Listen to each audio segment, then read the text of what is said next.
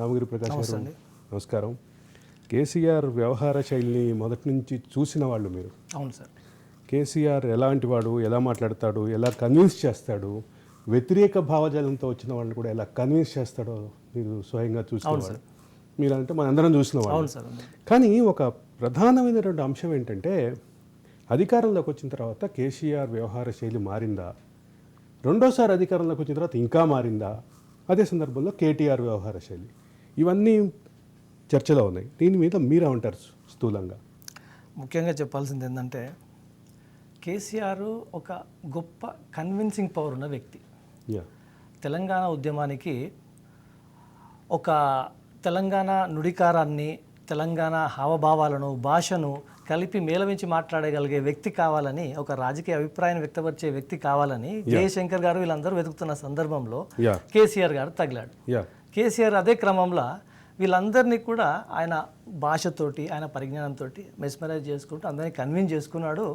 ఆ విధంగా అతను ఒక రాజకీయ పార్టీని ఏర్పాటు చేసి మొదట అతను రిజెక్ట్ చేసిండు. ఆబ్వియస్లీ అతను వివిధ కారణాలన్నీ మీకు తెలిసే ఉంటాయి.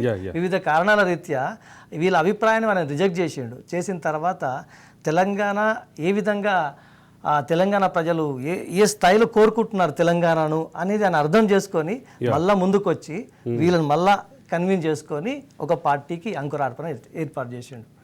అదే తెలంగాణ రాష్ట్ర సమితి. ఆ విధంగా ఆయన మొదలుపెట్టిన ప్రస్థానాన్ని తెలంగాణలో ఆయన అన్ని పనులు చేస్తూ, అంటే మీకు ఒక విషయం ప్రస్తావన చేయాలి. ఇప్పుడు మీరు కూర్చున్న ప్లేస్లోనే కోదండరామ్ సార్ వారం క్రితం వచ్చినప్పుడు ఆయన కూడా అదే చెప్పారు. కేసీఆర్ ఒక కన్విన్సింగ్ చేసే యాటిట్యూడ్. రెండోది కోదండరామ్ సార్ కంటే ముందు నుంచి కూడా ఆయనతోటి శైలి అయినటువంటి గాథ ఇన్నయ్య చెప్పారు చాలా క్లియర్గా. కేసీఆర్కు ఉన్నటువంటి వ్యవహార శైలి ఎదుటివాడిని కన్విన్స్ చేసే కెపాసిటీ కేసీఆర్కి అదే ఒక స్ట్రెంగ్త్గా ఫీల్ అయ్యారు. స్ట్రెంగ్త్ 2014లో అధికారంలోకి వచ్చిన మొదటి దశలోనే ఆయన చాలా దూకుడుగా ప్రవర్తించారు.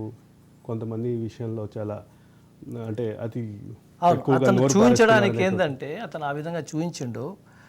ముఖ్యంగా ఆయన అధికారంకి వచ్చిన తర్వాత ఆ అధికారం యొక్క ఆ పవర్ని ఆయన ఆ పవర్ ద్వారా అతని లోపల ఉన్న భావాలన్నీ బయటకు వచ్చేసినాయి. ఒక దొర అహంకారం బయటకు వచ్చేసింది. మిగతా అందరినీ కూడా క్రచ్ చేయడము, ఆ దొరపూరిత అహంకారంతో మాట్లాడడము, మీడియా మిత్రులు అడిగినా కూడా ఒకప్పుడు సావధానంగా సమాధానం చెప్పే కేసీఆర్ మీడియా మిత్రులు అడిగితే ఇమీడియట్లీ అతను రెచ్చిపోయి వాళ్ళను సప్రెస్ చేసే విధంగా, అవహేళన చేసే విధంగా మాట్లాడుతోటి కొన్ని వందల మంది మీడియా మిత్రులు అన్నటువంటి మాట ఏంటంటే, వందల మంది, నేను చాలా క్లియర్గా చెప్తాను, వందల మంది అన్న మాట ఏంటంటే కేసీఆర్ని ప్రశ్న అడిగే లోపే ఆయన సమాధానం వచ్చేస్తుంది. ఆయన నిజమా? సమాధానం రావడం వేరు, కానీ వాళ్ళని అడగకుండా చేయడం వేరు. ఇంకొకసారి ప్రశ్న వేయకుండా. అంటే నేను చెప్పబోయే విషయం ఏంటంటే కేసీఆర్ మొత్తం ఉద్యమం మొదలైన క్రమంలో కేసీఆర్ ఏదైనా ఒక ప్రశ్న అడిగితే ఆయన పూర్తి సమాధానం చెప్పేవాడు. ఆయన ఒక అంశాన్ని అడిగితే దాన్ని చుట్టూ ఉన్నటువంటి మిగతా అంశాలను కూడా సమాధానం చెప్పేవాడు అని. ఇది నేను స్వయంగా చూశాను, ఆయన వైఖరిని చూశాను, ఆయన మొదటి నుంచి చూశాను. కానీ ఒక స్టేజ్ తర్వాత అధికారం విషయంలో ఏదైనా ప్రశ్న అడిగితే కూడా ఆయన సహించలేని పరిస్థితి. అధికారము ఇప్పుడు దొరకి ఎట్లా ఉంటుందంటే ఆ దొరతనాన్ని మొదట ఆయన ఆపుకున్నాడు, తెలంగాణలో పనిచేసిండు. తర్వాత ఆయనకు అధికారం వచ్చిన తర్వాత ఆయన లోపల ఉన్న దొరభావజాలం బయటకు వచ్చింది, ఆ దొరతత్వం బయటకు వచ్చింది.